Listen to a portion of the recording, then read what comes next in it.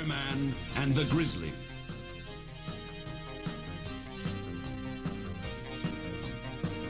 While at high school, brilliant science student Peter Parker was bitten by a spider which had accidentally been exposed to radioactive rays. Through a miracle of science, Peter found that he had gained the spider's powers and had, in effect, become the amazing Spider-Man.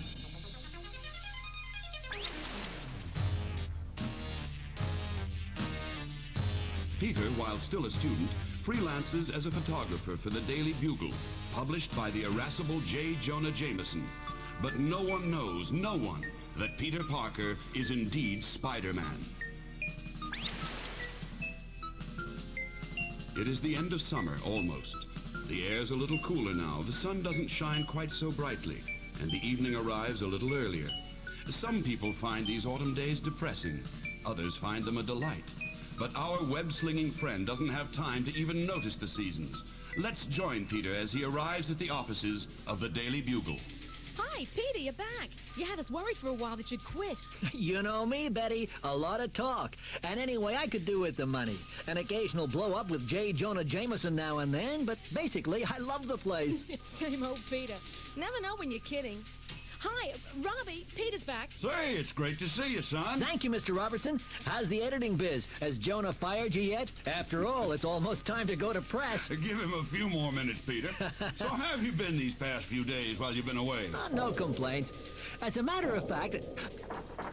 What on earth's going on? It's some sort of smashing coming from the lift shaft. He's torn the door down! What is it?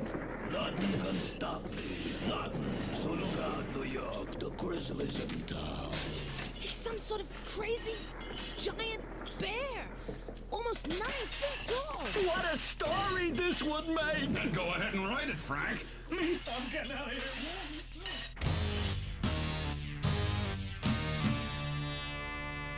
Almost magically, the newsroom, filled with 24 reporters only a moment ago, is emptied. Or rather, almost emptied.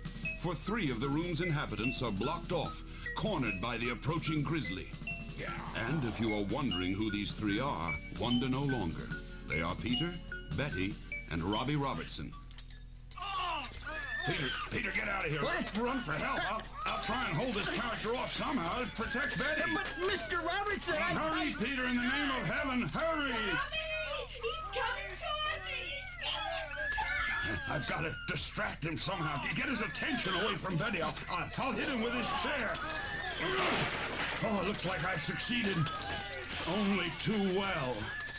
No one hits the Grizzly.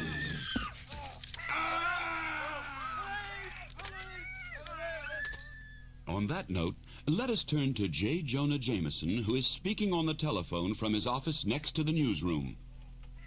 Yeah? I'll call you back, Dick. There's some sort of racket in the outer office. Getting so a man can't make a telephone call in peace around here. If it isn't that fool Parker, is somebody else wanting a raise? I'm blasted. I've had it up to... No. The fool, he doesn't realize my power, my sheer animal strength. Jameson, nothing can stop the Grizzly. No door, no wall, nothing. For the sake of our story, that better be an exaggeration. Because there's one person who's going to try and stop the Grizzly, whoever he is. And that person's name is Spider-Man. Our hero swings Spidey style to the wall of the Daily Bugle building. From the sound of things, that Grizzly character is in Jonah's office. And that means I have to... Wow! It's Jonah thrown out of the window! In a way, I almost hate to do this, but I gotta save him, and neither of us will ever forgive me. Ah! Oh. I've landed in a net formed in midair. I'm saved. Oh, no, Spider-Man, not you. It's like I said, Jonah, neither of us will forgive me. From now on, when you write critical things about me, I'll only have myself to blame. Why, you wall-crawling menace. And you'll have to live with the fact that you owe your life to the guy you hate most. It's a plot, a conspiracy. You're in cahoots with that madman up there. That's nice to know, Jonah. Then maybe when I get back up there, Fuzzy Wuzzy will come along quietly, Here I am then, Fuzzy Wuzzy. Are you coming? Yeah. Somehow I didn't think so. I guess this just leaves me to do this. And this. Or this. Huh? That punch would have knocked over a rhino, but you're still standing. Maybe now you get the idea, creep. I used to be #1 in this town until Jameson destroyed me. Now I'm the #1 again, thanks to a friend of mine. And there ain't a thing you can do to hurt me. I'm beginning to believe it. And it isn't possible. It isn't. Creep, you don't know what you're talking about. Mister, I wouldn't bet on it. Hey, that hurt me, you little jerk. I'll tear you apart for that, you hear? I'll shred you up like little scraps of tissue. And I got the claws to do it with, too. If you get the chance to connect with them, Big Bear, I'm not gonna give you that chance. Not by a long shot. Blast it, hold still. This ain't fair. You're not letting me use my powers. What do you think this is, handsome? A boxing match with rules and a referee? Don't say that. I'm better than any crummy fighter in the ring. You hear? I'm the Grizzly, and the Grizzly's the toughest of them all. For several seconds, there's an unhealthy silence in the shattered room. Our hero is lying motionless on the floor. And then... I knew it. The famous Spider-Man. Nothing but a weakling creep. A guy like him wouldn't last one round in the old Madison Square Garden. He's not worth tearing apart. My job here is done. I'm off. But if the Grizzly had chanced to glance over one of his massive shoulders at that moment, he would have seen our hero throw a pulsing spider tracer which embedded itself on the escaping Grizzly's back. I did it. The Grizzly didn't realize it, but I was only feigning unconsciousness. I couldn't afford a long bout with him, not with Cutie Pie Jameson hanging out there on webbing that will dissolve in another few minutes. I must go save him. Hi, Jonah. You! Give it down from here, you costume criminal. I swear I'll see you in jail for this for 30 years. My, such a temper. Were you always so much fun, or did you take lessons? As usual, J. Jonah Jameson's answer is unrepeatable. So let's just jump ahead 10 seconds to the next scene. Betty Brant and Robbie Robertson are slowly regaining their senses. They look up and see Jameson in the safe arms of our hero, swinging into the press office through the shattered window. Spider-Man! But what happened to that giant? And Peter? Yes, I sent Peter for help. You don't suppose that Grizzly character... Don't worry about Peter Parker, folks. He can take care of himself. Jameson's the guy who needs a babysitter, because frankly, I've got better things to do. Across the city, church bells chime a midnight toll, marking the official end of one day and the beginning of another. For Spider-Man, though, the day's still driving on as he follows the relentless pulse of the spider tracer he planted on the Grizzly's back, and wonders where it will lead him. There must be something to that old saying, idle hands are the devil's playground. Since all this activity started this evening, I haven't had time to think. Yeah, well, I don't know. Sometimes mysteries aren't easy to solve. Well, take this mystery, for instance. Judging from the way the Grizzly spoke and the things he said, he's probably an ex-boxer or something. And that raises a question. Why has the spider tracer he's carrying led us to Washington Square? Well, I won't get the answer addressed to Spidey, but maybe if I change back into Peter Parker, I can flush out a few secrets. I'll ring the bell, and if I'm careful... Huh? My spider sense is warning me that something's wrong. The Grizzly isn't the only strange guy in here. But who's the other one? And why? Yes? Pardon me. Could I use your telephone? I'm from out of town and... Certainly. Won't you come in? Now I know something's wrong. Nobody lets a stranger into their apartment in Manhattan. This has got to be a...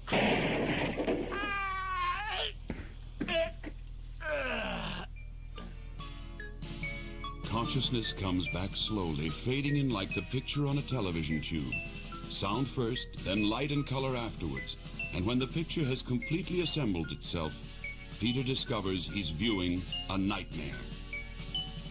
Before him is a strange olive-garbed grotesque. Jagged teeth, fearsome eyes, and pointed ears. A hideous creature that Peter had never seen before. But Peter has heard that voice before. This is magnificent, Grizzly. Utterly superb. Don't you see? We've managed to lure Peter Parker here, and where Peter Parker is, Spider-Man can't be far behind. It's the Jackal! And from the way he's talking, my problems have just begun. You sure this creep can lead us to that jerk Spider-Man, Jackal? Haven't I told you? Wherever Peter Parker goes, Spider-Man is not far behind. How else does he manage to get those news photos? Oh, I get you. The kid and the Spider-Man are pals, huh? Don't bet on it, ugly! Grizzly, pick him up and take him to the laboratory. I wouldn't know Spidey if he walked in it. Huh? I see my little lab impresses you, Parker. It is quite complete and totally portable. I use it for certain necessary improvisations, such as the one we are about to perform on you. Knock him out, Grizzly.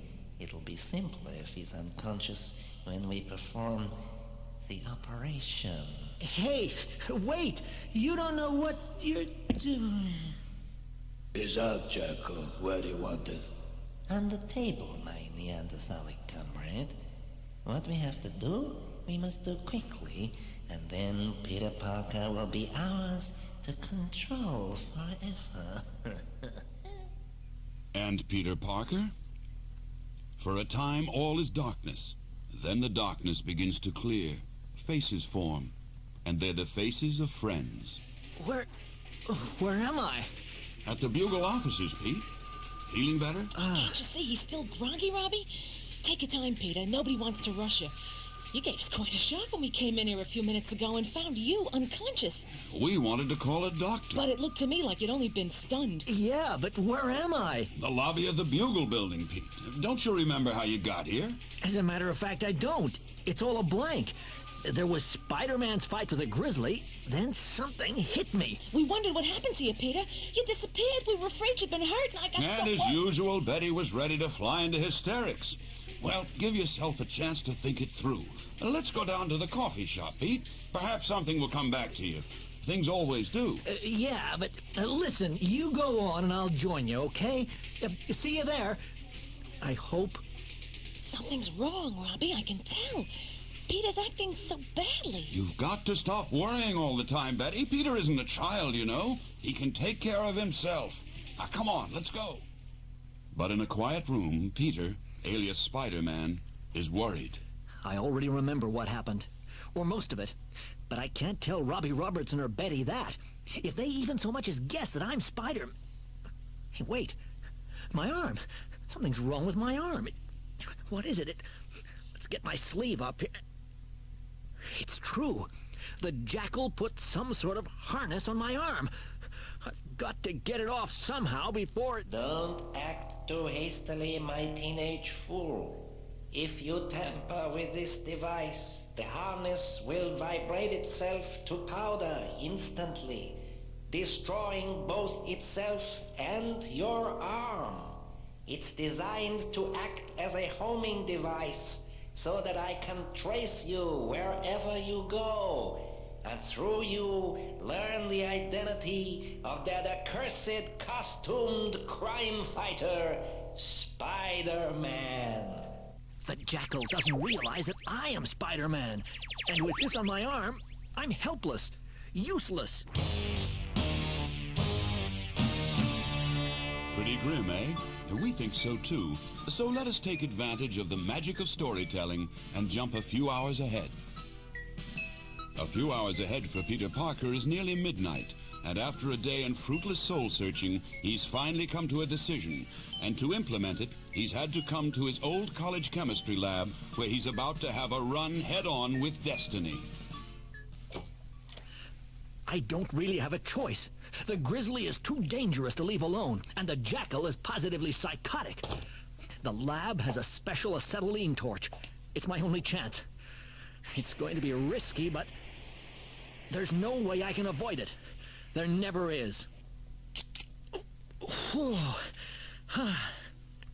And a short while later, something shiny and cylindrical is thrown into the refuse cluttering up the Hudson River, and our friendly neighborhood Spider-Man sighs with relief. Boy, it's good to be back in action. Now back to the Daily Bugle. Jonah's sure to be still around. I've got a few questions for the Bugle's cheery publisher, and there's no time like the present to ask them. There he is, nearly asleep. Isn't that cute? Hi, Jonah. Well, what do you want, you miserable miscreant? Get out! Take it easy, JJ. Have a cigar. A light? Now, tell me what you know about the Grizzly before I paste you one across your darling nose. If it'll help get you out of here, you can have the facts, creep. I first heard about the Grizzly 11 years ago when he was still a professional wrestler. I was shocked by the kind of violence. He was brutal, cruel, fiercer than any other man in the ring. So far as I was concerned, he was. So I published a series of articles in the Bugle that the commission could investigate. And did they? Sure. So I, J. Jonah Jameson, won another victory over lawlessness and immorality. And we sold more copies of the Bugle, as if a crusade sells more newspapers. Then J. Jonah Jameson will have a crusade. But the Grizzly didn't see it like that, huh? Because you ruined his career to sell more newspapers. Hey, why don't we call a spade a spade? Listen, creep. That's why the Grizzly is after me now. His real name was Maxwell Markham. And he used to work out at Habelstam's gym on West 34th. He's out to get me. After what you told me, I'm tempted to let him. Don't you talk to me like that, you... Enough. We'll leave Jonah to his tirade and follow our web-slinger across town to West 34th Street. We're already in Halberstam's gym. Huh? What the heck is that? Looks like some kind of Jake in costume. Hey, it's Crazy Max! Maxwell Markham! That door you broke's gonna cost you, Max. Shut up. I ain't Crazy Max anymore, you creeps. I'm the Grizzly. And I got a debt to pay. What? Ow! That's for all of you. When the commission had hearings on me 10 years ago, you guys could have saved my hide with a little lying. You didn't, and you laughed at me ever since. Well, Buster, they sure ain't laughing now. Spider-Man, huh? I'm glad to see you, creep. It's time we finished what we started once and for all. I'm all for it, Chuckles, but are you sure you haven't bitten off more than you can chew? My outfit! The Jackal built it for me real special, and you are tearing it apart. That's the idea, Grizzly. When Jameson told me you were a wrestler once, I knew immediately that you had to have some sort of power-boosting exoskeleton under that costume. Otherwise, you couldn't have thrown me as you did. Friend, this outfit of yours is coming off. Who cares about a crummy costume? I can beat you barehanded. Sorry, pal. Now, off comes the Jackal's power-boosting skeleton unit. I'm the Grizzly. Sorry, pal. Not anymore. You're just a flabby has-been who's borne a grudge so long he doesn't know the real world from the false. I'm the Grizzly. No, you're not. You're just a slump named Max Markham. You've had your little fling, but as of right now, you're tied up in my web, buddy, and the party's over. It's time somebody took you home.